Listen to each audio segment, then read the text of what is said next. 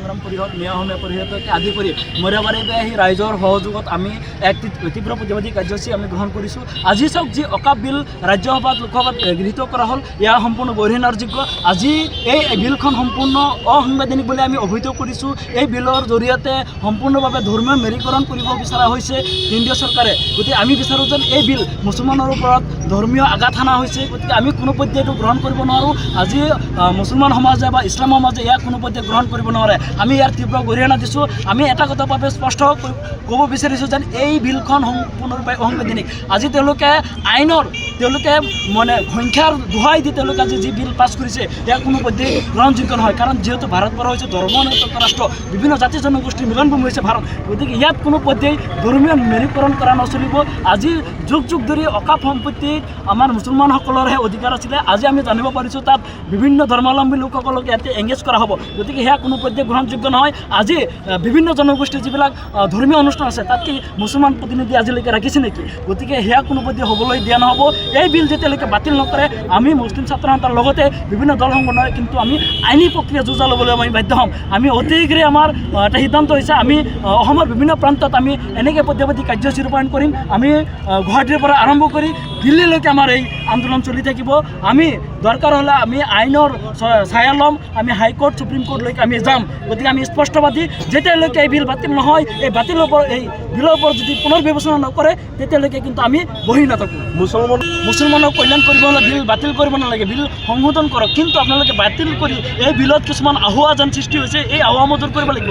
আজি যদি অকাপ সম্পত্তিসমূহ যিখিনি আছে এইখিনিতো মুছলমানৰ প্ৰপাৰ্টি, ইয়াত কোনো কাৰো বাপেকৰ সম্পত্তি নহয় যেন তেওঁলোকে ইচ্ছা কৰিলেই তাত হাত দিব পাৰিব। গতিকে আমাৰ সম্পত্তি আমি যদি আমাৰ মুছলমান সমাজৰ কল্যাণৰ কাৰণে যদি আমি দান দিছোঁ তাত আমাৰ মানুহৰ অধিকাৰ থাকিব। তাত কোনো বেলেগে হস্তক্ষেপ কৰাৰ দৰকাৰ নাই, কোনো চৰকাৰৰ ইয়াত হস্তক্ষেপ কৰাৰ নৈতিক অধিকাৰ নাই। আমি বিচাৰোঁ যেন আমাৰ সম্পত্তি আমি যেনেকৈ পাৰোঁ আমি ইয়াৰ ৰক্ষণাবেক্ষণ কৰাৰ কাৰণে আমাৰ মুছলমান সমাজ আছে, আমি ইয়াৰ নিৰীক্ষণৰ দায়িত্ব সম্পূৰ্ণৰূপে আমি ল'ব লাগিব। অকাপ বিল পাছ কৰিব বিচাৰি আছে, পাছ কৰিছে। এইটো সম্পূৰ্ণ মানে আমাৰ ইছলাম বিৰোধী এটা হেৰি আছে, য'ত নেকি 11জন মেম্বাৰ বিৰোধী ধৰ্মাৱলম্বীৰ পৰা ইয়াত দিব খুজিছে। এইটো সম্পূৰ্ণ আমি বিৰোধিতা কৰিছোঁ। যিহেতু এজন মছজিদত যদি ইমামৰ নিযুক্তি দিয়ে, তেওঁ ইছলামৰ বিষয়ে বা এই কোৰাণৰ বিষয়ে সম্পূৰ্ণ জ্ঞান থকাটো তেওঁৰ উচিত, আৰু জ্ঞান থাকিলেহে তেওঁক মানে নিযুক্তি দিয়া হ'ব। কিন্তু ওয়াকাফ সম্পত্তিৰ বিষয়ে যদি বিভিন্ন ধৰ্মাৱলম্বীৰ মানুহক ইয়াত দিয়া হয়, তেওঁ আমাৰ ধৰ্মৰ বিষয়ে কি জানিব? একো নাজানে। বিভিন্ন ক্ষেত্ৰত মানে বেমেজালিৰ সৃষ্টি হ'ব। সেই ক্ষেত্ৰত আমি অসম সংখ্যালঘু সংগ্ৰাম পৰিষদে এই বিলৰ বিৰোধিতা কৰি আছোঁ। বিজেপি চৰকাৰে মুছলমানক টাৰ্গেট কৰি কেৱল মুছলমানক লক্ষ্য হিচাপে লৈ তেওঁলোকৰ ভোট বেংকৰ স্বাৰ্থত মানে মুছলমানসকলৰ যি একচেটিয়া সম্পত্তি ৱাকফ বোৰ্ড, এই ৱাকফ বোৰ্ডত তেওঁলোকে হস্তক্ষেপ কৰিব বিচাৰিছে।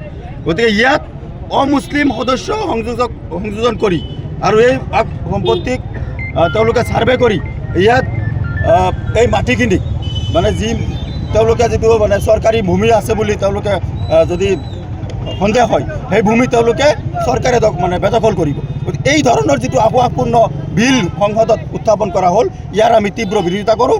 আমি ধৰ্মৰ ভিত্তিত ভাৰতৰ মুছলমানসকলৰ যিটো সাংবিধানিক অধিকাৰ সংবিধানে দিছে, সেই অধিকাৰ খৰ্ব কৰিব বিচাৰিছে বিজেপি চৰকাৰে। গতিকে আমি আজি অসমীয়া পৰিষদ, মুছলিম ছাত্ৰ সন্থা, অসম সংখ্যালঘু সংগ্ৰাম পৰিষদ আৰু সংখ্যালঘু ছাত্ৰ সংগঠন আমচুকে আদি কৰি বিভিন্ন দল সংগঠনৰ যৌথ সহযোগত আজি প্ৰতিবাদী কাৰ্যসূচী ৰূপায়ণ কৰি আমি কেন্দ্ৰীয় চৰকাৰক সকীয়াই দিব বিচাৰিছোঁ যে অতি শীঘ্ৰে এই আহুৱাপূৰ্ণ ৱাকফ সংশোধনী বিধেয়কখন বাতিল কৰিব লাগে।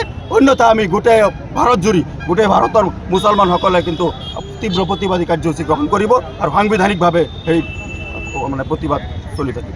সমগ্ৰ পশ্চিমবংগৰ তাঁতশালৰ বস্ত্ৰ প্ৰস্তুতকাৰী বিবি টেক্সটাইলে আনিছে সুখবৰ। শাৰী, মেখেলা চাদৰকে ধৰি অন্যান্য বস্ত্ৰ প্ৰস্তুত কৰি লাভ কৰিছে সমাদৰ। অতি কম মূল্যতে গ্ৰাহকৰ প্ৰয়োজন পূৰণ কৰিব পৰাকৈ প্ৰস্তুত কৰিছে ৰেডিমেড শাৰী, মেখেলা চাদৰ।